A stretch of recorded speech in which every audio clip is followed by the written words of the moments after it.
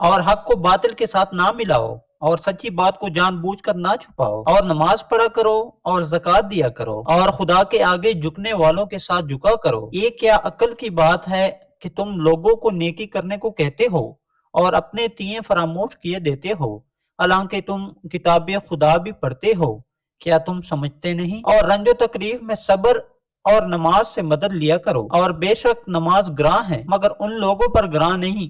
جو عجز کرنے والے ہیں اور جو یقین کیے ہوئے ہیں کہ وہ اپنے پروردگار سے ملنے والے ہیں اور اس کی طرف لوٹ کر جانے والے ہیں۔ اے یعقوب کی اولاد، میرے وہ احسان یاد کرو جو میں نے تم پر کیے تھے، اور ایک کہ میں نے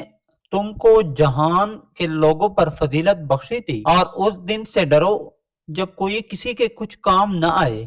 اور نہ کسی کی سفارش منظور کی جائے، اور نہ کسی سے کسی طرح کا بدلہ قبول کیا جائے، اور نہ لوگ کسی اور طرح مدد حاصل کر سکیں۔ اور ہمارے ان احسانات کو یاد کرو جب ہم نے تم کو قوم فرعون سے نجات بخشی۔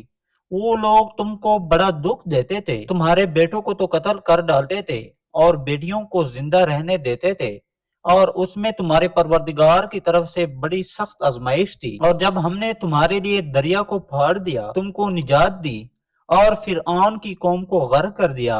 اور تم دیکھ ہی تو رہے تھے۔ اور جب ہم نے موسیٰ سے 40 رات کا وعدہ کیا تو تم نے ان کے پیچھے بچڑے کو معبود مقرر کر لیا، اور تم ظلم کر رہے تھے۔ پھر اس کے بعد ہم نے تم کو معاف کر دیا تاکہ تم شکر کرو۔ اور جب ہم نے موسیٰ کو کتاب اور معجزے عنایت کیے تاکہ تم ہدایت حاصل کرو۔ اور جب موسیٰ نے اپنی قوم کے لوگوں سے کہا کہ بھائیوں، تم نے بچڑے کو معبود ٹھہرانے میں بڑا ظلم کیا ہے، تو اپنے پیدا کرنے والے کے آگے توبہ کرو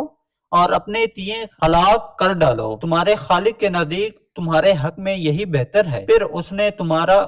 قصور معاف کر دیا، وہ بے شک معاف کرنے والا اور صاحب رحم ہے۔ اور جب تم نے موسیٰ سے کہا کہ موسیٰ، جب تک ہم خدا کو سامنے نہ دیکھ لیں گے تم پر ایمان نہیں لائیں گے، تو تم کو بجلی نے آ گھیرا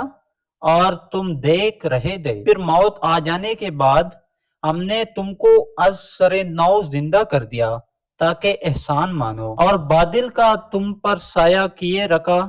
اور تمہارے لیے من و سلوہ اتارتے رہے کہ جو پاکیزہ چیزیں ہم نے تم کو عنایت فرمائی ہیں ان کو کھاؤ پیو،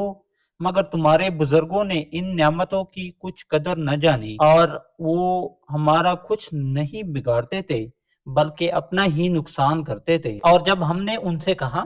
کہ اس گاؤں میں داخل ہو جاؤ، اور اس میں جہاں سے چاہو خوب کھاؤ پیو، اور دیکھنا دروازے میں داخل ہونا تو سجدہ کرنا اور خطتن کہنا، ہم تمہارے گناہ معاف کر دیں گے اور نیکی کرنے والوں کو اور زیادہ دیں گے۔ تو جو ظالم تھے انہوں نے اس لفظ کو جس کا ان کو حکم دیا تھا